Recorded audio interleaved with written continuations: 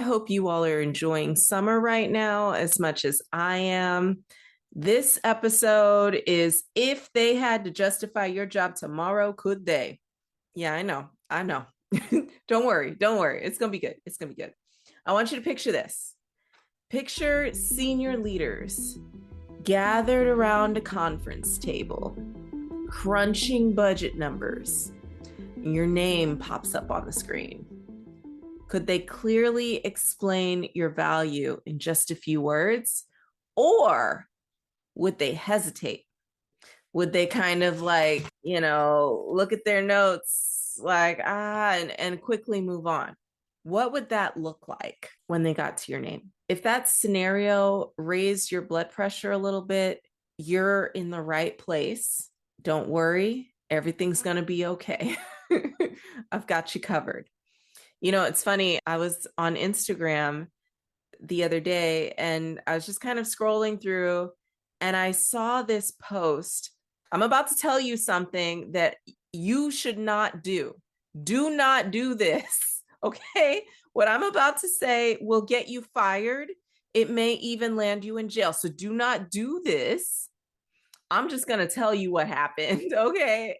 I am not co-signing this kind of activity. So this woman basically was giving us sort of like this like behind the scenes, hey, did y'all know y'all are busy using Chat GPT for this and writing email and stuff like that? Did you know that there are teams, salespeople out there specifically, but other people, I'm sure, after they saw that as well, people are using it to go on trips or maybe not even go on trips, to just go out to eat, to do whatever they want. And then if they don't have the receipt, they use ChatGPT to create a fake receipt for them. They even have it make like crumpled up receipts, like it's a bad photo. But y'all don't do this because it will land you in trouble. At some point, someone is going to audit that stuff. They're going to see the discrepancy and you're going to be in deep, deep doo-doo. So don't do this. Not to mention AI has markers on the files. So if you're not super duper careful every single time, you may inadvertently basically be flagging like, hey, I did bad things.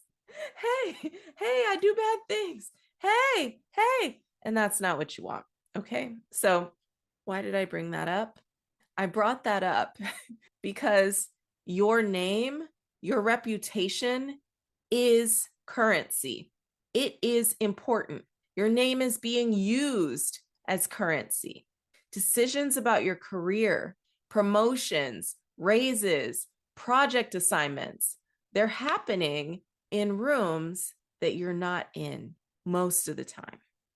And your name becomes currency in those spaces. People trade it, they invest in it, or unfortunately, sometimes they dismiss it. So a friend once told me about sitting in on this call with a senior leadership team, and they started talking about this really promising new manager, kind of on the younger side, whatever young means to you. And instantly on the call, the CFO kind of said, who? Like someone brought this person up, like, oh, this is a promising, they're going places, they're doing great things. And the CFO said, who? And then it got real awkward after that. And even though that person was very talented, they had never shown up on the radar of the person who needed to approve of their next step in their career. They didn't even know, the CFO didn't even know who they were. So think about it. If 3 of your colleagues were to describe you in one sentence right now, what would they say? Hopefully it wouldn't be, who? But seriously, I want you to really reflect on this, because your reputation is so important. And that's what we're talking about when we talk about your personal brand.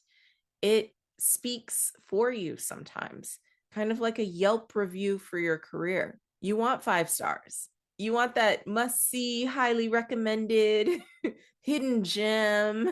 But we don't want hidden. We don't want to be the hidden gem. So being good at your job, staying hidden does not equal automatically someone advocating for you. I know I personally learned this the hard way, and I've had plenty of amazing advocates, amazing, especially over the last 10 years. Amazing people who have stepped in and have seen my potential and said, Heather, you should do this. Go. And they push me. They push me. And they tell people, you should talk to her. And because of that, I was able to get into some really amazing opportunities. But I could have gone so much farther if I didn't just say, well, I'm just going to be quiet and hope that someone will notice. Now, I'm not saying just shout around and say, look at me, look at me, look at me. I did this. What did you do? Because guess what? You can get in trouble on the flip side of that if you're the kind of person who's always talking about all the good things that you do. And for some reason, you seem to forget that there are other people who helped you get there, other people who contributed to that. So you don't want to be on that side of it either, right? You don't want to be on the side of I show up and I do my job and nobody knows I'm here.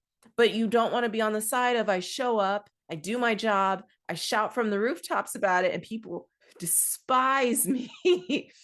And like Caesar's close circle are pulling out the knives and stuff ready to shank me when they get the opportunity. You don't want to be that person. You want to be somewhere in the middle. So it's important to make sure that as you are advocating for yourself, that you're also lifting others up in the process, also shouting out the team and talking up how this is a team effort. So something to consider, this might be a provocative idea for you. Being called the best kept secret at work isn't a compliment. It's actually a liability for you. Secrets don't get promoted. Secrets get buried, right? So here's something that I want you to think about. If visibility matters, if you're in it for more than the paycheck, and even if you are in it just for the paycheck, you still have to somehow show that they need to keep paying you. So visibility should matter to you, whether you want to go far in your company or whether you just want to show up and leave at the end of the day. How can you become someone others naturally advocate for? Very important question. And the answer to that question lies in the career currency roadmap. It lies in one of those 4 categories. We've got clarity, courage, we have receipts, and then we have support. It lies in mapping out your support network and intentionally thinking about how you can shape the narrative, how you can create really strong partnerships with people. And if you're interested in finding out how to do that, all you have to do is pick up a copy. There's a link to it in the show notes. And you can influence the narrative. That is something you can totally do because you have more control than you think. Small changes, small actions matter most in some cases. It's that quick check-in. It's that text message to say, hey, I saw what you did in there. I really appreciated the support that you gave. Thank you. It's a letter. I used to have a stack of these really beautiful cards. They were blank. And on the front side of it, there's a bird and in this really nice scene. And what I did is whenever I saw someone on my team or someone I knew, someone I worked with, and they were doing an amazing job, I took the time to write them a letter with the power of my hand, not an email, but a letter. And then I would wait. It's not creepy at all, unless you want to think it's creepy. But I would go into their office space or their cube or wherever they were, and I would place it on their desk so that when they returned from restroom or whatever, they would see that note on their desk. And so it's a really pleasant surprise. It's a way of showing someone, I'm thinking about you. I care about you. I appreciate you. I respect what you bring to the table, and I see you. That is valuable. And guess what? It cost me. It cost me less than $1 because the stack of cards was maybe a few dollars, right? So for less than $1, you can start to build influence. You can start to build a network of people who also care about you too, and who will start looking out for you. I don't recommend writing letters to people if you don't truly appreciate them. That is the worst thing that you can do. That will backfire on you. It has to come from a place of authenticity, and it has to be genuine. So make sure that you are thinking about genuinely, what do I appreciate about this person? It might even be something small. Like, I love how creative you are. I love how positive you are. This has been a really trying time. And I know that I can always count on you to lift the mood. And I want you to know that that doesn't go unnoticed. I really appreciate you. Thank you for doing that. You can also influence the narrative, right? Small shifts have big impact. Don't sleep on those small things that you can do that aren't going to break the bank for you. You don't have to wait for approval. You don't have to wait for your company to ask for nominations for the Employee of the Month award or whatever award you have in your space.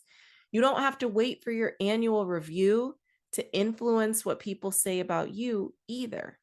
So here are a couple of casual ways that you can kind of talk yourself up and demonstrate that, hey, you want me around. You want to continue to keep me around. Let's say that you've been working on a project with your team and you were able to save them some time. You may say something like, hey, I just wrapped up the data review early. It looks like we're saving 2 days on this project. Go team. That's a win. So we're celebrating wins. And you're also reminding them, hey, I just did something awesome and it benefited all of us. And I'm the kind of person who will give all of us credit for it, right? You can reach out to someone at your job, ask them, what is one thing that I could do differently that would make your job easier? There are so many people out there who are quietly suffering, right? We're stepping on their toes. We're frustrating them. They are quietly suffering and grumbling. And on the extreme end of it, talking all kinds of mess because they don't have the courage to come have a direct conversation with you and share what they need. But if you go to them and you say, hey, is there anything that I could do that would make your job easier? Not only are you starting to turn around any perceptions that they might have that you're not easy to work with, or that you're all about yourself, or whatever perception that they have, it's really hard for them to continue to hold on to that when you are actively going to them, seeking opportunities to make their job easier, right? And then the third thing that you can do is volunteer. Don't wait to be voluntold. Okay. So if there's a visible project, a big task, something that your manager is really stressed out about, something that would be really important for the organization, volunteer to assist. Things like that go a long way. And oftentimes the people who come through in a pinch are the people that they continue to look to for the next thing and the next thing and the next thing. So if you want your pick of opportunities, start to show that you are open and willing to invest time and energy in said opportunities, and more will come. They will. So we're going to wrap this up, and I want to just ask you to really take a look back, maybe over the last 30 days, last 60 days, 90 days, whatever window makes sense for you. It could be this year. What's one thing that you wish colleagues would say about you that they're probably not saying yet? What's one thing that you want them to say about you that they're not saying yet? Map, and then you can start to map that out and reverse engineer what you would need to do to be able to put that bug in their ear and to make it very clear to them that you're that person. So if this resonates with you, I invite you to check out the Career Currency Roadmap. It's designed specifically to help really thoughtful professionals like you shape your reputation internally and intentionally, long before the next budget meeting decides your future, because that's what this is all about. This is the kind of thing that you have to start now. It's like planting a tree. When is the best time to plant a tree? It's yesterday. The second best time to plant a tree, it's now. Because when you really need it, it will be there for you. It will provide that shade and that coverage that you need. So don't wait until your next performance review. Do it now. Your work speaks, but you have the power to amplify that message. Are you amplifying clearly, authentically, and consistently? I want to make sure that your value isn't just understood, but it's also unmistakable. It's super clear. Thank you. And I look forward to what the rest of this summer has available for us. Thanks for tuning in to the Lead with Levity podcast. To get resources mentioned in this episode and find out what we're all about, check us out at leadwithlevity.com.